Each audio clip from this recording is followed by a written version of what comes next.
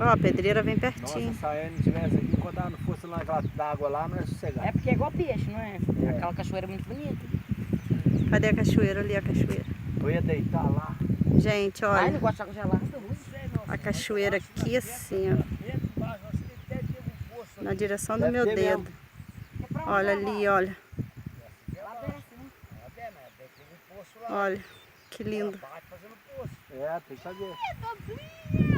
Ai, que vontade de ir lá. Mãe, dá a sombrinha. Mas é muito alto. Mas tem que pegar o subaco dela, tá? Não.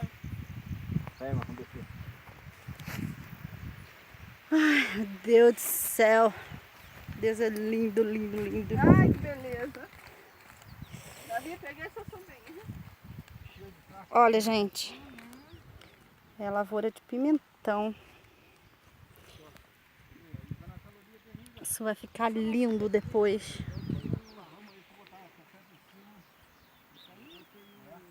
Pra quê? Para evitar de passar umidade do chão completo.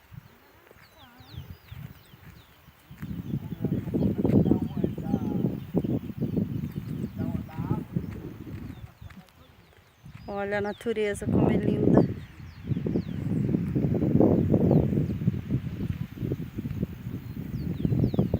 Gente, tem lavoura muito alta. Olha nesse morro aqui, ó, lá em cima. Vou puxar a câmera para ver se dá para ver. Olha.